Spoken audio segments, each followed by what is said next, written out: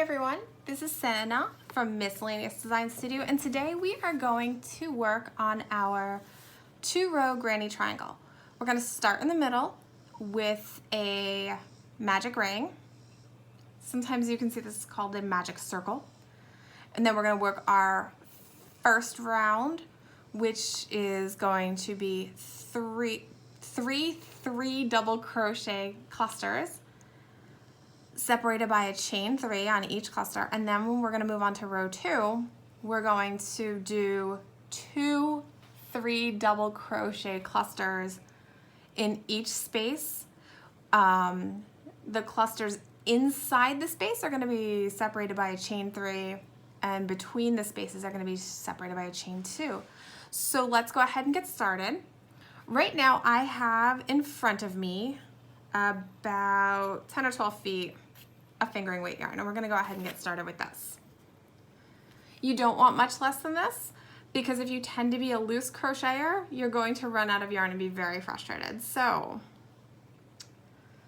I actually did that. I tried to do it with a little bit less, and it didn't work out for me. So what we're going to do is we're going to start off by making a square knot.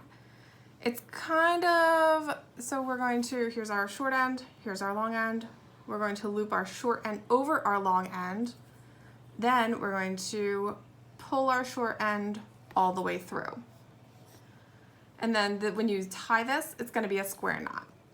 So here, I've seen this done without the tie, but I like the tie because it gives me a little structure and a little bit more forgiveness. So before I go ahead and get started by putting my stitches around the side of this ring, I'm going to take my loop and I'm going to flip it around so that my short tail is going to be facing the left. I'm going to readjust my grip. So if you notice, when I go through this, I'm going to be always gripping the bottom of the stitches and gripping onto my ring. I need that personally so that I can get everything in there and it doesn't all fall apart on me. There are some people who are really good and they don't need that, but you can use all the tools at your disposal to make you happy and comfortable. So what we're going to do is we're going to get started by taking our hook. I'm using a G hook. And we're going to insert into the middle of our loop from the front to the back. We're going to grab our long tail and we're going to pull it down and through our loop, and we're going to make this little loop. It's not attached to anything, but it's going to allow us to start a chain. So we're going to make a chain 3.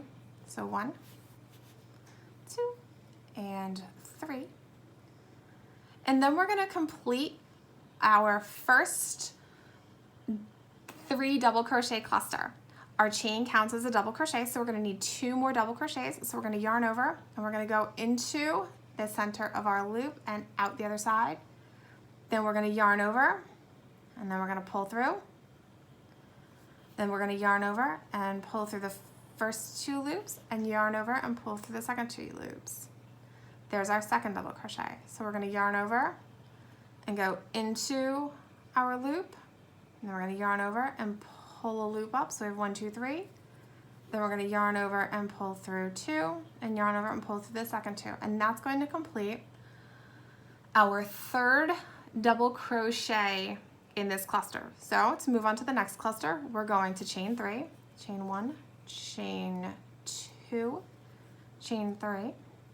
And then I like to yarn over first and then readjust my grip and just move to the left. You're going to have to move your loop around like a little steering wheel, and that's okay. So we're going to go through from the front to the back, and then we're going to yarn over and we're going to pull through. So if you see the placement of my hands, I'm making my loop smaller and more easy to deal with. If I held it over here, I might have a harder time keeping my tension from getting really out of control. In some projects it doesn't matter, but on this one, I want all of my clusters to look pretty uniform, because if one's really big and the other ones are like normal size, it's going to look weird. So there's our first of our 3 double crochet clusters, and we go through and around and we pull through and I go around and I pull through. So right now I'm holding my work a little differently than I did on the first one, and that's just to show you that there's no right or wrong way to do it as long as you are getting your double crochets built into our loop. So if you see what we have here, we've got them just wrapped around, which is really cool. It looks like they're coming from nothing, which is awesome. So let's move to our third 3 double crochet cluster. In our first row, we're going to chain 3. 1, 2, and 3. I made my chain a little too tight. That's okay. So we're going to do that again. So 1, 2, and 3. So there's our first double crochet. And then we're going to yarn over, adjust my grip. 1, 2, and then we're going to yarn over and do our third. Yarn over, pull through, yarn over, pull through 2, yarn over, pull through 2. Then to connect them, we're going to make a chain 3. 1, 2, 3, because each cluster is separated by a chain 3. So let's take a look at this. Right now, all of our double crochets are just kind of lined up. This looks pretty amorphous. It doesn't look like the center of this. And you're saying, if you've never done this before, this clearly isn't going to work. But that's why they call it a magic loop or a magic ring, because you're going to take your short end.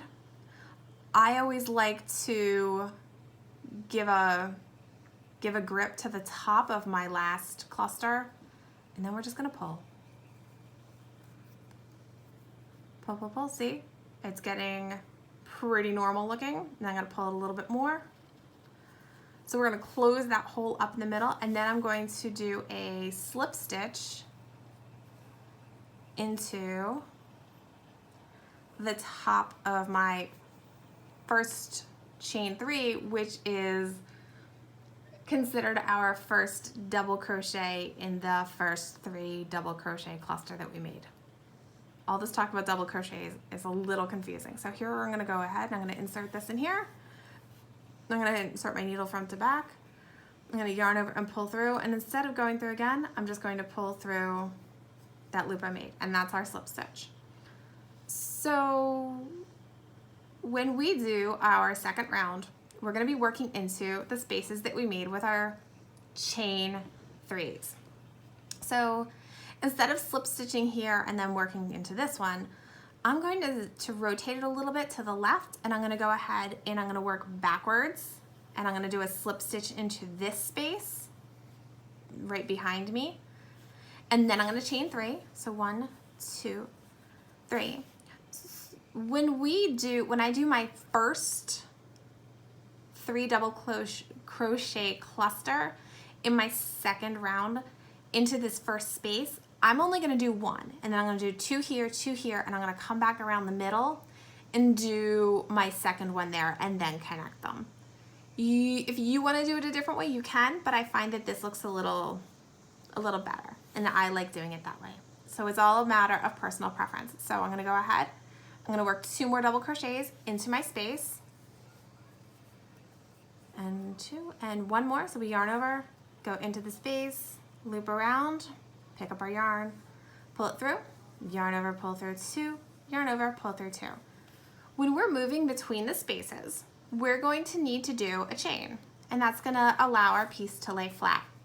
So we're going to chain 2, chain 1 and 2, and then we're going to yarn over and go into that next space, and we're going to do 1 3 double crochet cluster, a chain 3, and then a second 3 double crochet cluster into this space here. So we yarn over and we pull through. So we've got 3 loops. Yarn over and pull through the first 2 loops. Yarn over and pull through the second 2 loops. There's our first double crochet. Yarn over into the space. Yarn over and pull through a loop. And pull through 2. And yarn over and pull through 2. Yarn over into the space. Yarn over. Pull up a loop. Yarn over. Pull that through the first 2 loops on your needle, on your hook, and yarn over, pull through the second. Then we're going to chain 3, 1, 2, and 3, because that's 1, 2, 3 double crochets.